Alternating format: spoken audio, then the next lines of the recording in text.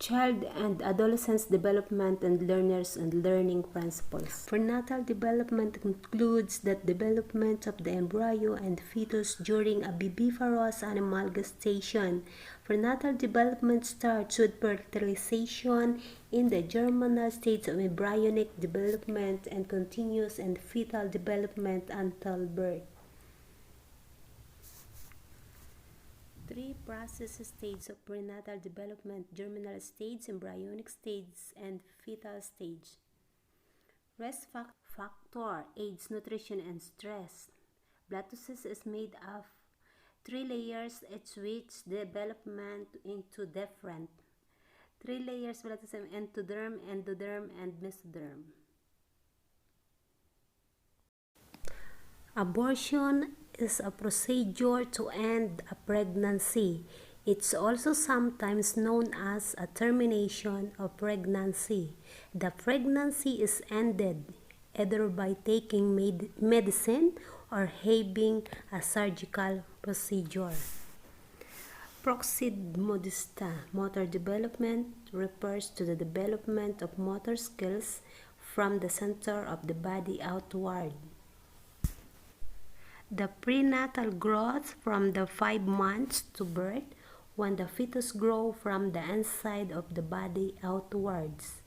The muscular control of the trunk and the arms comes earlier as compared to the hands and fingers. Brain development. Among the most dramatic changes in the brain is in the first 2 years of life are the spreading connection of the traits to each other. Remember, neurons, dendrites, axon, synapses.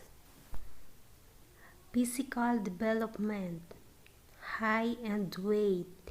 It's normal for newborn babies to drop 5 to 10% of their body's weight within a couple of weeks of birth. Due to the baby's adjustment to neonatal feeding, once they adjust to sucking, swallowing, and digesting, they grow rapidly. Breastfed babies are typically heavier than the bottle-fed babies through the first 6 months. After 6 months, breastfed babies usually weigh less than bottle-fed babies. In general, an infant length increases by about 30% in the first 5 months. A baby's weight usually triples during the first year but slows down in the second year of life. Low percentages are not a cause for alarm as long as infants progress along a natural curve of steady development. Motor development. Along this aspect of motor development, infants and toddlers begin from reflexes to gross motor skill and fine motor skills. Reflexes. The newborn has some basic reflexes which are, of course, automatic and serve as survival mechanism before they have the opportunity to learn. Many reflexes which are present at birth will generally subside within a few months as the baby grows and matures. Common reflexes. Sucking reflex. The sucking reflexes initiated when sometimes touches the roof of an infant's mouth. Infants have a strong sucking reflex, which helps to ensure they can latch onto bottle or breast. The sucking reflex is very strong in some infants and they may need to suck on pacifier for comfort. Rotting reflex. The roughing reflex is most evident when an infant's cheek is stroked. The baby responds by turning his or her head in the direction of touch and opening their mouth for feeding. Gripping reflex. Babies will grasp up anything that is placed in their palm. The strength of this grip is strong. The most babies can support their entire weight in their grip. Curling reflex. When the inner sole of a baby's foot is stroked, the infant responds by curling her or his toes.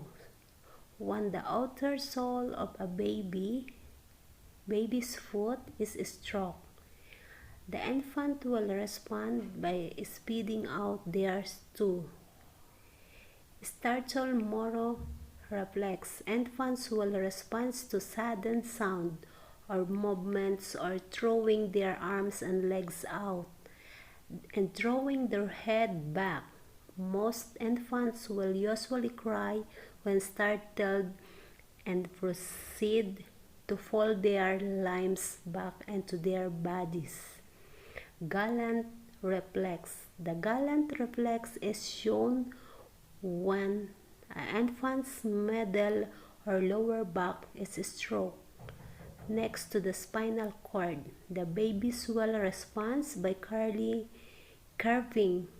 her or her bodies toward the side which is being stroked. Tonic neck. Tonic neck reflex. The tonic neck reflex is demonstrated in infants who are placed on their abdomens. Whenever side the child head is facing, the limbs on their side will strengthen, while the opposite limbs will curly.